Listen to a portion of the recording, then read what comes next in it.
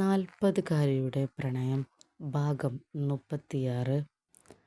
മീനുവിൻ്റെ വാശിക്ക് മുന്നിൽ തോറ്റുകൊടുക്കുകയല്ലാതെ ജയ്ക്ക് മറ്റൊരു വഴിയുണ്ടായിരുന്നില്ല.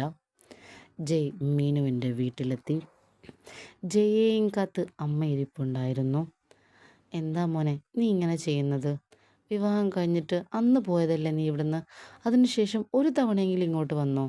അമ്മയ്ക്ക് നല്ല വിഷമായി. ജയ്യെ കണ്ടപ്പോൾ പരാതി പോലെ അമ്മ ചോദിച്ചു. സോറി അമ്മ, ഞാൻ എൻ്റേതായ തിരക്കിലായിപ്പോയതുകൊണ്ടാണ്. ഇനി മുതൽ വന്നോളാം. എല്ലാ ദിവസവും വരുമോ? അയ്യോ അമ്മ, എല്ലാ ദിവസവും അത് വേണ്ടമ്മേ. ഞാൻ ആഴ്ചയിൽ ഒരു തവണ എന്തായാലും വന്നോളാം.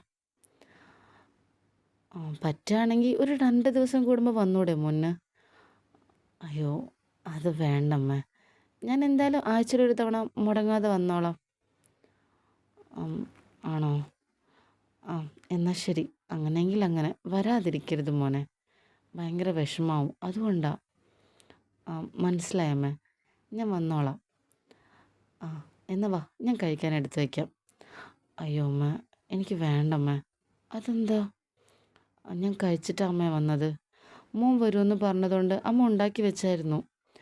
അയ്യോ, എനിക്ക് വേണ്ടാത്തതുകൊണ്ടാണ് അമ്മ കഴിച്ചു. നല്ല ക്ഷീണമുണ്ടമ്മേ, ഒന്ന് കിടക്കണം, അത്രയേ ഉള്ളൂ. എന്നാൽ പിന്നെ സാരമില്ല. എന്നാൽ ഞാനൊരു ഗ്ലാസ് പാലെടുത്ത് വയ്ക്കാം, അത് കുടിച്ചിട്ട് മുമ്പ് പോയി കിടന്നോ. അയ്യോ അമ്മേ, എനിക്ക് പാലൊന്നും കുടിക്കുന്ന ശീലമില്ല, എനിക്ക് വേണ്ട. ഞാൻ കിടന്നോളാം. ഒന്നും വേണ്ടേ? ഒന്നും വേണ്ട. എന്നാൽ ഫ്രൂട്ട്സ് എങ്കിലും. അയ്യോ അമ്മേ, വേണ്ടാത്തതുകൊണ്ടാണ്. ഞാൻ കിടന്നോട്ടെ. ജയ് മുറിയിലെത്തി. മീനുവിൻ്റെ മുഖത്ത് വല്ലാത്തൊരു ചിരിയായിരുന്നു. താൻ വിചാരിച്ച കാര്യം നേടിയെടുത്തതിൻ്റെ പുഞ്ചിരി അതവളുടെ മുഖത്തുണ്ടായിരുന്നു. ജയ് ഒന്നും സംസാരിച്ചില്ല, ഒരു വാക്കുപോലും ചോദിച്ചില്ല. ഒന്നും മിണ്ടാതെ ജയ് ബെഡിലിരുന്നു. ജയ് നോക്കി മീനു ഒന്ന് വീണ്ടും ചിരിച്ചു. എന്താ ഇത്ര പോലെ ചിരിക്കാൻ? ജയ് മീനുവിനോടായി ചോദിച്ചു.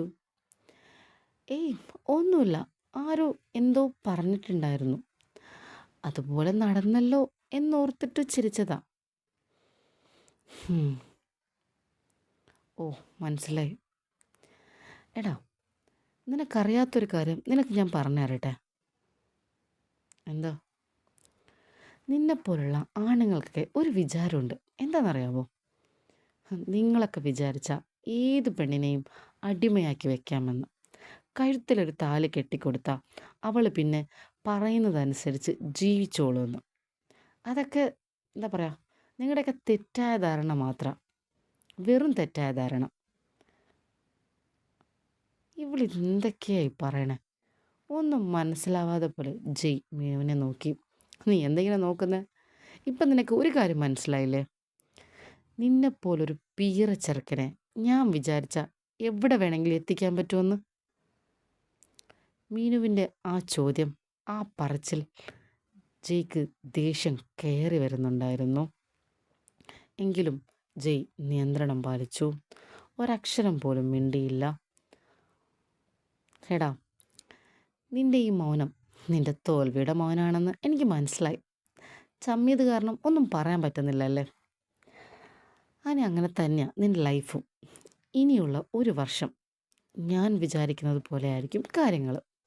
നീ എന്ത് ചെയ്യണമെന്നും എപ്പോൾ ചെയ്യണമെന്നും എങ്ങനെ ചെയ്യണമെന്നും ഞാൻ തീരുമാനിക്കും. അത് അനുസരിച്ച് മാത്രമേ നിനക്ക് ജീവിക്കാൻ പറ്റുള്ളൂ. ഈ ഒരു വർഷം എൻ്റെ കൂടെ. ഞാനിവിടെ വരണമെന്ന് ഞാൻ എപ്പോൾ ആഗ്രഹിക്കുന്നുവോ, എപ്പോൾ പറയുന്നുവോ, അന്ന് നീ ഇവിടെ എത്തിയിരിക്കണം. മനസ്സിലായോ നിനക്ക്? ഇതുവരെ നീ നിൻ്റെ ഇഷ്ടത്തിന് ജീവിച്ചൊരു വ്യക്തിയായിരിക്കും. പക്ഷേ ഇനിയുള്ള ഒരു വർഷം നീ എൻ്റെ ഇഷ്ടങ്ങൾക്ക് വേണ്ടി ജീവിക്കണം. മനസ്സിലായോ? മീനു പറച്ചിലും ചോദ്യങ്ങളും കൂടിക്കൊണ്ടേയിരുന്നു. ജയ് മൗനം വെടിഞ്ഞില്ല. എനിക്ക് നല്ല ക്ഷീണമുണ്ട്, ഒന്ന് കിടക്കണം. കിടന്നോളൂ, വിശാലമായ ബെഡ് കാണുന്നില്ലേ? കിടക്കണ്ടെന്ന് ആരെങ്കിലും പറഞ്ഞോ? നിന്നെ ഉറക്കാൻ വേണ്ടി തന്നെയല്ലേ ഞാൻ വിളിച്ചത്. മീനുവിൻ്റെ മുഖത്ത് വീണ്ടും പുച്ഛഭാവം. അവളുടെ ആ ചിരിയും അഹങ്കാരത്തോടെയുള്ള സംസാരവും ജയ്ക്ക് നിയന്ത്രിക്കാൻ പറ്റാത്തത്രയും ദേഷ്യമുണ്ടാക്കിയെങ്കിലും ജയ് സമീപനം പാലിച്ചു. ഇവളോട് സംസാരിച്ചിട്ട് കാര്യമില്ല എന്നുറപ്പുള്ളതുകൊണ്ട്. വേറൊന്നുമില്ല, ഞാൻ കിടക്കണം. ഹാ, ഈ ബെഡിൽ എങ്ങനെയാ ഉറങ്ങേണ്ടതെന്ന് നിനക്ക് ഓർമ്മയില്ലേ? കൈയും കാലും കൂട്ടിയിട്ടിട്ടല്ലാതെ നിനക്ക് ഈ ബെഡിൽ കിടന്നുറങ്ങാൻ പറ്റില്ല. അതിനുള്ള അനുവാദം നിനക്കില്ല. മനസ്സിലായില്ലേ? അതുകൊണ്ട് മോൻ കിടക്ക്, ഞാൻ നന്നായി കെട്ടിയിടാം. മീനു വീണ്ടും പുഞ്ചിരിച്ചു. ഒന്നും പറയാതെ അനുസരണയുള്ളൊരു കുട്ടിയെപ്പോലെ ജയ് കിടന്നു. മീനു ആസ്വദിച്ച് അക്കാര്യം ചെയ്തു. ജയ്യുടെ കൈയും കാലും കൂട്ടിക്കെട്ടി. അത് കെട്ടുമ്പോൾ മീനുവിൻ്റെ മുഖത്ത് ഈ ലോകം കീഴടക്കിയതിൻ്റെ അഹങ്കാരമുണ്ടെന്ന് ജയ്ക്ക് തോന്നി. ഇവളെപ്പോലൊരു പെണ്ണ് സ്വപ്നത്തിൽ പോലും ഉണ്ടാവില്ല. എങ്ങനെ ഇവളെ ഞാൻ വിവാഹം കഴിച്ചു? എന്തിന് ഞാൻ ഇവളെ വിവാഹം കഴിച്ചു? എന്തിനാണ് അവൾക്ക് എന്നോട് ഇത്രയും ദേഷ്യം? അറിഞ്ഞുകൊണ്ട് ഞാൻ ഇവളെ ഒരു തെറ്റും ചെയ്തിട്ടില്ല. പിന്നെ എന്തുകൊണ്ട് ഇവൾ ഇത്രയും ദേഷ്യം എന്നോട് കാണിക്കുന്നു? ഇവൾ എന്തിനെന്നെ ഇത്രയും അവഗണിക്കുന്നു? ജയ്യുടെ മനസ്സിൽ വീണ്ടും വീണ്ടും ചോദ്യങ്ങൾ ഉയർന്നു. ഉത്തരമില്ലാത്ത 1000 ചോദ്യങ്ങൾ. എങ്കിലും ജയ് മറുത്തൊന്നും പറഞ്ഞില്ല.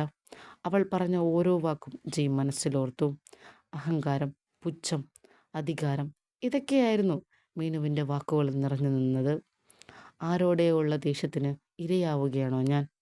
ജയ് പെട്ടെന്നാണ് ആ കാര്യം ചിന്തിച്ചത്. ഇവൾക്ക് പുരുഷന്മാരോട് വല്ലാത്ത ദേഷ്യമുണ്ട്. ഒരുപക്ഷെ അതിനൊരു ഇര മാത്രമാണോ ഞാൻ? അതാണോ ഇവൾ എൻ്റെ അടുത്ത് തീർക്കുന്നത്? ഞാൻ കരുതുന്നത് പോലെ ഇവളൊരു മാനസിക രോഗിയല്ലെങ്കിൽ ഇവളുടെ ആദ്യ ഭർത്താവിനോടുള്ള ദേഷ്യം മറ്റോ ആയിരിക്കുമോ എന്നോട് കാണിക്കുന്നത്? അതിൻ്റെ ആഫ്റ്റർ എഫക്റ്റാണോ ഞാൻ ഈ അനുഭവിക്കുന്നത്? എങ്കിൽ അതിവൾ എന്നോട് ചെയ്യുന്ന ക്രൂരതയല്ലേ? ഒരു തെറ്റും ചെയ്യാതെ എന്നെ ഇങ്ങനെ ശിക്ഷിക്കേണ്ട കാര്യമെന്താ ഇവൾക്ക്? ഇതൊക്കെ മീനുവിൻ്റെ മുഖത്തു നോക്കി ചോദിക്കണമെന്നുണ്ടായിരുന്നു ജയ്ക്ക്. പക്ഷെ മീനു ചോദിച്ചില്ല. മീനു മറുപടി എന്ത് പറയും എന്നോർത്ത് ജയ് ഒന്നും മിണ്ടിയില്ല. നല്ല അനുസരണയുള്ള കുട്ടിയെപ്പോലെ അവൾ കെട്ടിക്കൊടുത്ത കയ്യും കാലിൻ്റെ കയറിൻ്റെ ചൂടോടെ തന്നെ അവൻ കിടന്നുറങ്ങാൻ തീരുമാനിച്ചു. പെട്ടെന്ന് ഒരു കാര്യം അവൻ പറഞ്ഞു. ഒന്നെങ്കിൽ AC ഒന്ന് കുറയ്ക്കണം. ഇതിൻ്റെ തണുപ്പ് കേട്ട് എനിക്ക് ഉറങ്ങാൻ പറ്റുന്നില്ല. അല്ലെങ്കിൽ വല്ല ബെഡ്ഷീറ്റോ വല്ല പുതക്കാൻ തരണം. വളരെ ശാന്തമായി സൗമ്യമായി ജയ് ആവശ്യപ്പെട്ടു. ആ, അത് ന്യായമായ നിൻ്റെ ആവശ്യം, അത് ഞാൻ അംഗീകരിക്കുന്നു. AC കുറയ്ക്കുക എന്ന് പറയുന്നത് എന്നെക്കൊണ്ട് പറ്റില്ല. എനിക്ക് AC യിൽ കിടന്നുറങ്ങിയ ശീലം.